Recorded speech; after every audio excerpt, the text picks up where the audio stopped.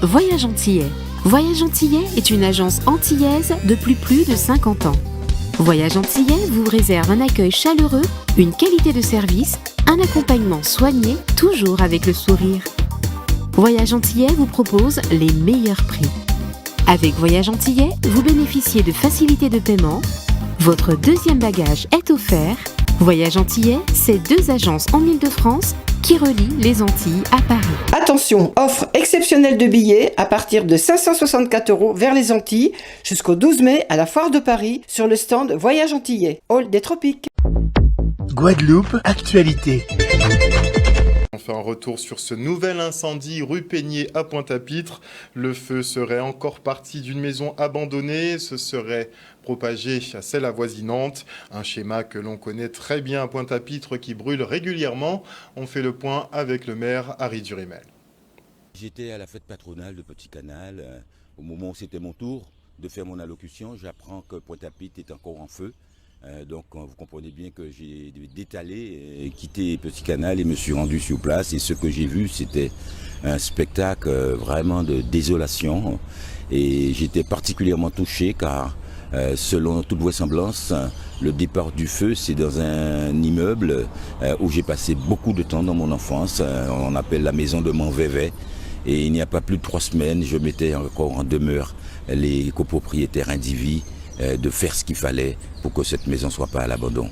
Et donc voir qu'à partir d'un état de négligence certainement, puisqu'il y a certainement des gens qui squattent ce bien et qui probablement ont causé ce feu, car vu l'ampleur des flammes, on ne peut pas penser que cela soit accidentel.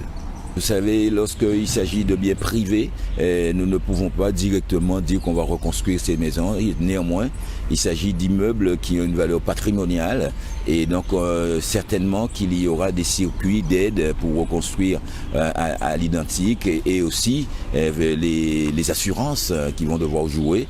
Et nous allons, nous, avec le ministère public, chercher à savoir d'où vient ce problème et quelle est cette main probablement criminelle qui cause ces feux pour que chacun puisse payer aussi pour ses responsabilités.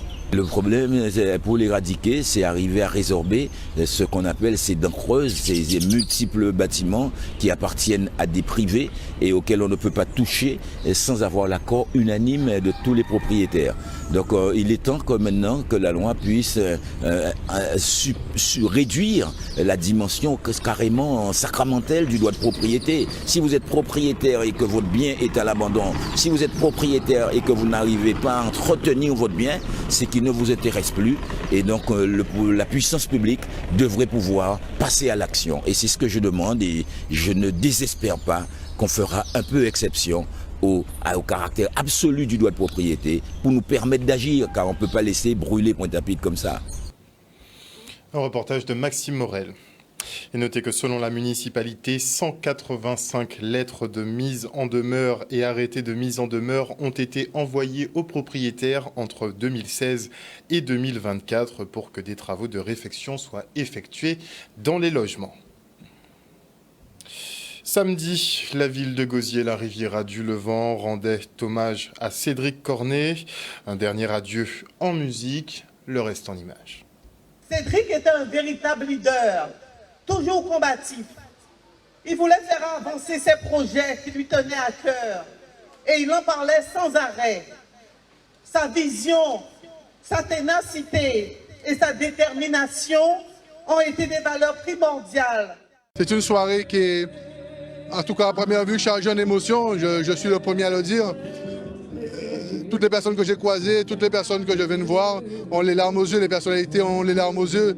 Je pense qu'il était important de le faire, puisque tout simplement parce que Cédric Cornet le méritait. C'est un homme public, mais au-delà de tout ça, l'homme qu'il était personnellement le méritait également. C'est un homme d'action, c'est un homme de terrain, c'est un homme qui aimait sa population. Et je pense que nous devons faire au minimum cela, c'est lui rendre cet hommage. Au moins dire à la population publiquement, malheureusement dans un contexte particulier, mais dire tout ce qu'il a fait.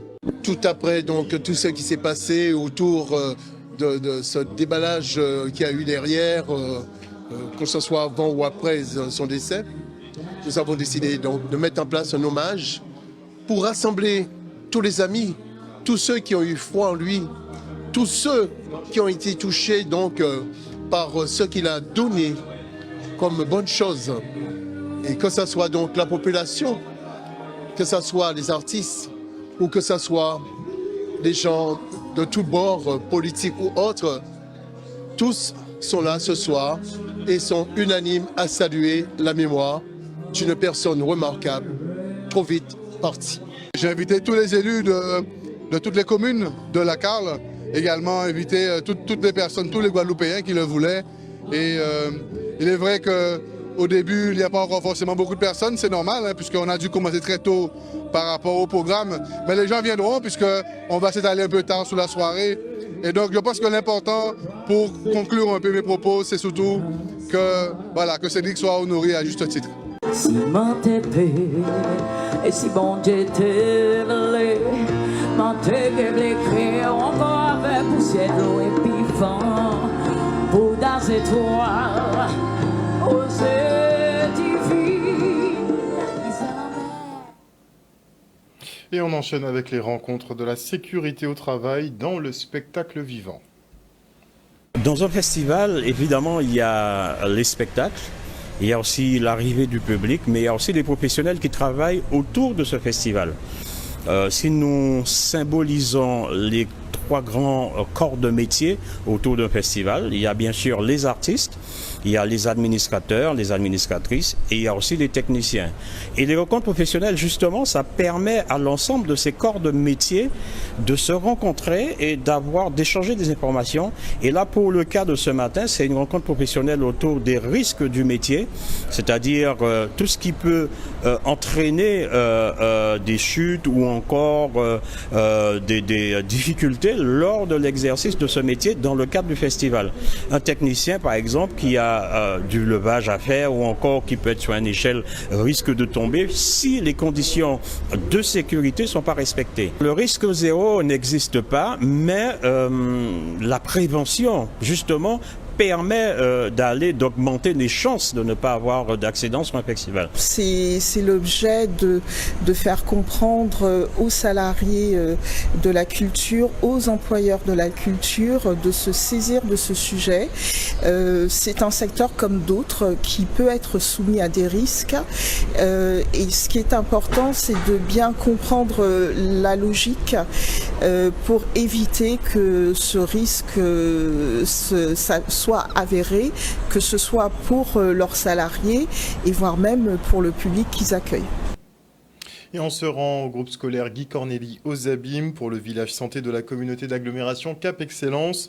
L'objectif étant clair et net, sensibiliser la population sur les maladies chroniques et particulièrement prégnantes en Guadeloupe comme l'hypertension ou le diabète. Le reportage de Vianney Valverde. Nous sommes là dans le cadre d'une grande manifestation autour de la santé, journée santé, où nous avons plusieurs partenaires sur le site Cap Excellence qui sont là pour informer la population sur les dispositifs de santé qui existent, notamment des dispositifs gratuits, et permettre aussi à la population au pied des immeubles de se dépister tension, hypertension, diabète, toutes les maladies chroniques qui menacent de plus en plus la population guadeloupéenne. Cap Excellence tient à sensibiliser la population sur l'ensemble des problèmes qu'il y a, bien sûr en termes de prévention surtout, mais aussi de sensibilisation pour aller chercher l'information, nous emmenons les acteurs sur place. Nous avons une mission, c'est-à-dire d'aider une population de 21 ans à plus dans tous les domaines, surtout l'accompagnement social, des gens qui rencontrent des difficultés, des gens qui ne peuvent pas s'adresser aux institutions classiques. Nous sommes là pour les aider à faire leurs papiers, à les aider à avancer dans la vie au quotidien. C'est important pour nous de participer parce que notre outil, notre dispositif qui s'appelle le Fraternibus participe à, je dirais, le développement de l'accès aux droits des personnes et aussi, surtout aussi, participe à, je dirais, l'accompagnement, l'accueil-écoute de nos bénévoles du Secours catholique qui mettent tout leur cœur, toute leur volonté, toute leur bienveillance à vraiment aider les personnes à augmenter leur capacité d'agir. Les moyens pour soigner les autres et qu'elles n'ont pas payé parce qu'elles n'ont pas ni l'argent. Ils ont fait des analyses au niveau des IAZO, des KEAZO, tout un ensemble de dispositifs qu'il y a, mais parfois ils n'ont pas qu'à l'information. Donc, à suggérer les autres, à inviter les autres, à poser les autres questions, à chercher l'information là, à chercher et pas mettre santé à en danger.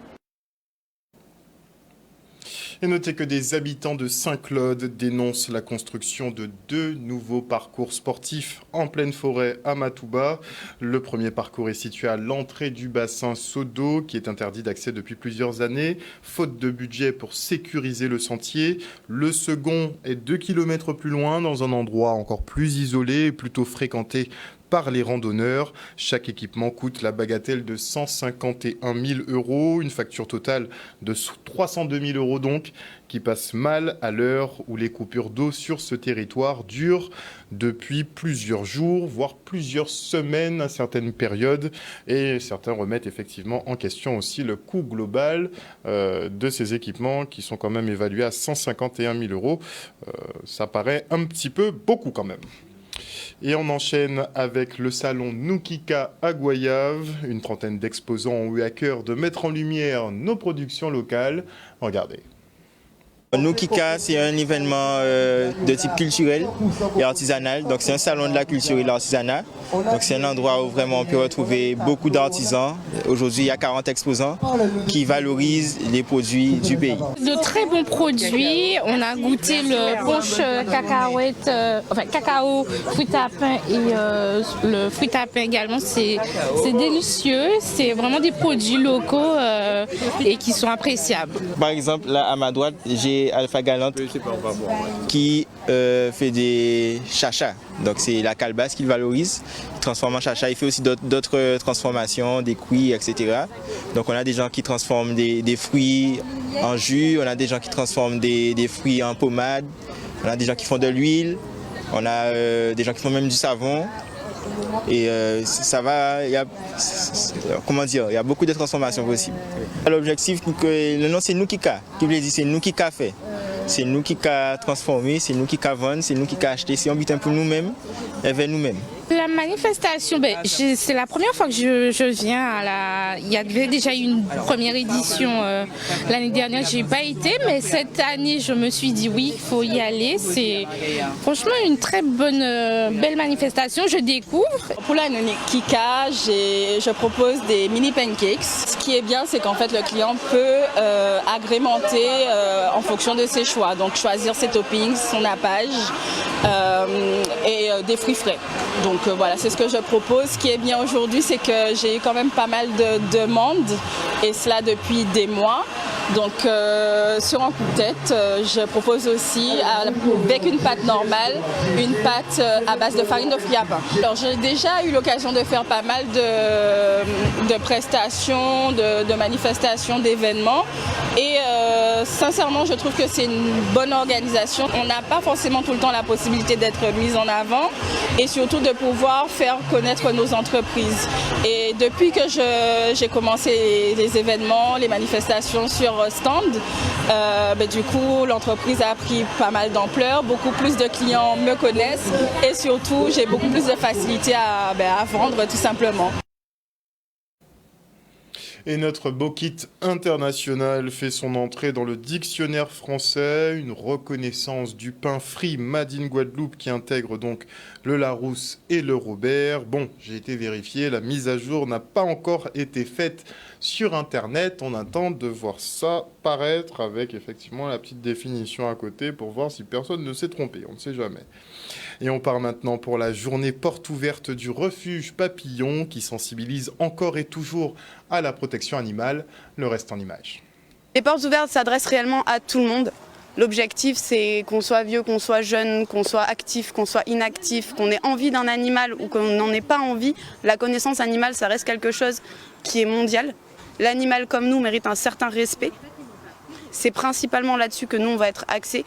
Il y a malheureusement beaucoup trop encore de maltraitance partout dans le monde au niveau animal qui sont plus horribles les unes que les autres. Et notre travail principal, nous, ça va être de la sensibilisation et le replacement de ces animaux dans des super familles. Il y a quelques jours, j'ai fait une formation premier secours chien et chat et j'ai entendu parler de la porte ouverte à la SPA parce que j'étais avec des personnes de la SPA qui m'ont parlé de cette porte ouverte et comme j'aime beaucoup les animaux, j'ai voulu voir comment ça se passait. J'ai découvert qu'il y avait beaucoup de chiens de la fourrière qui étaient recueillis par la SPA et donc qui partaient en métropole et qu'il y en a certains qui ne pouvaient pas partir parce que ils avaient des troubles comportementaux. On a organisé pas mal de petits jeux, de petites choses pour essayer d'aider les enfants aussi à voir tout ça comme quelque chose d'un peu plus ludique. C'est pas que de l'apprentissage et de la moralisation, c'est aussi quelque chose de fun. C'est créer un lien avec un animal, c'est mettre des choses en place. Donc on a mis en place une petite chasse aux os qui n'a malheureusement pas encore eu lieu, on n'a pas assez d'enfants pour le moment. Mais ils vont aller chercher des petits os partout dans les alentours du refuge et chaque os qui va être ramené permettra à un enfant de donner une petite friandise à un de nos loulous. Il y a des gens qui peuvent être bénévoles même sans accueillir d'animaux chez eux, parce qu'on a souvent l'impression que le bénévolat c'est accueillir des animaux chez soi. Or il y a beaucoup de choses à faire, on peut donner 1 heure de son temps, on peut en donner beaucoup, ou même on peut juste venir échanger de temps en temps et s'intéresser à ce qui se passe. Vu la quantité d'animaux errants en Guadeloupe, c'est important de comprendre la problématique. On appelle vraiment à ce que les gens ils viennent nous aider pour aider aussi nos loulous. C'est pas forcément nous aider nous directement, c'est aider aussi des animaux qui sont dans le besoin, des animaux qui sont en recherche de famille, qui ont été parfois abandonnés ou qui n'ont jamais même connu le bonheur d'une famille. Quand on retrouve des chiennes avec des portées de chiots, ces chiots-là, malheureusement, s'ils ne sont pas adoptés, ils sont condamnés à grandir en refuge, ce qui n'est vraiment pas l'objectif. Je n'ai qu'un seul message à faire passer, c'est stériliser, stériliser, stériliser vos animaux. La campagne de stérilisation qui est en cours par l'UGAPA et qui aide les propriétaires à revenus moyens est toujours en cours, donc vraiment n'hésitez pas, il faut absolument stériliser vos animaux. Retour maintenant sur le Timoun Challenge et avant de parler effectivement du Timoun Challenge en parlant de ces fameux animaux. Moi j'ai un petit appel à lancer pour tous les propriétaires de reptiles, dont les serpents n'est-il pas. Si vous pouviez éviter de vous amuser à en prendre chez vous pour après les abandonner dans la forêt, enfin dans la nature, ce serait pas mal, hein, ça nous éviterait des soucis. Et maintenant retour sur le Timoun Challenge, une compétition donc de pétanque pour les enfants. Regardez. Le challenge Timoun Caraïbes, ça se fait en doublette et en tête-à-tête. Alors, on a pour chaque catégorie, donc hier on avait les doublettes au niveau des cadets, minime cadets, et aujourd'hui les tête-à-tête juniors. Voilà. Donc, 2 avantages, hein. C'est vrai que c'est un multipartenariat entre le comité départemental et l'UNSS régional. Donc tout ce qui est doublette se fait au niveau fédéral et tout ce qui est tête-à-tête se fait au niveau UNSS. Ce qui fait un beau partenariat dans l'intérêt des enfants qui sont au collège pour la plupart. Donc ça se passe bien, on a la première partie. Voilà, on est à 8 à 10. On vise les champions de France. Hein. Voilà. Mais premièrement, un titre, si je gagne. Deuxièmement, voyager, connaître les autres niveaux, apprendre les autres joueurs aussi. Et c'est ma première compétition où je voyage, donc ça m'apporte beaucoup de choses à peu près. Hier j'ai gagné, j'étais première, je me cœur. Et aujourd'hui, c'est mon premier match et je suis assise partout. Cette compétition a été créée l'année dernière, le challenge des Timounes à Saint-Barthélemy, où nous avons créé cette compétition pour pouvoir justement concourir contre la Guadeloupe, la Martinique, justement essayer d'avoir d'autres délégations pour justement avoir un peu plus de challenge et que les enfants puissent aussi rencontrer d'autres enfants et ils partagent la même passion, ils ont le même loisir, même passion, donc et on est ravis justement que tous les enfants s'entendent et puissent partager ensemble ce sport. Ici nous avons 15 jeunes, nous avons 10 minimes, 5 cadets entre Saint-Martin et Saint-Barthélemy. Donc sur nos petites îles, nous avons quand même tous ces jeunes, donc on est content qu'ils ont pu tous venir et participer à ce beau événement. Je profite de l'opportunité pour les remercier parce que sans eux on ne peut pas faire grand chose, parce que ça coûte vraiment cher, ne serait-ce que l'hébergement. Et pour cela, la ville du Moule a été un partenaire primordial. Et le club aussi de pétanque, la MP du Moule, par son président, monsieur Alagapin David, qui nous ont reçus dans des conditions idéales, des terrains bien préparés, des bénévoles qui sont au service des jeunes. Non seulement ça, on a eu des clubs partenaires, hein, le Fonds Cacao, la base, le club de M. Louisan qui nous ont aidés, qui ont apporté leurs finances, certains parents. Donc je tenais vraiment à remercier tous ces gens-là qui, grâce à eux, font compétir ces enfants aujourd'hui dans de très bonnes conditions.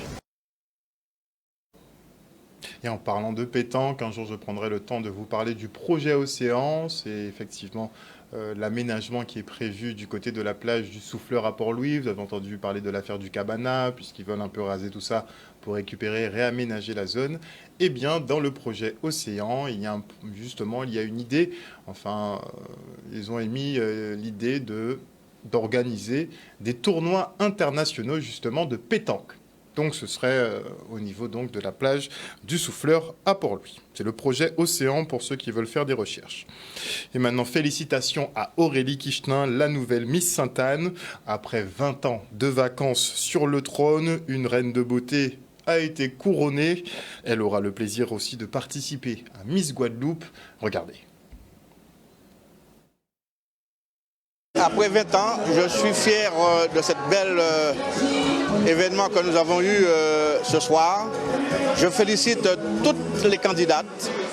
Je félicite les familles qui accompagnent ces candidates. Et c'est vrai que je m'attendais à quelque chose de bien, mais vraiment, c'était vraiment excellent.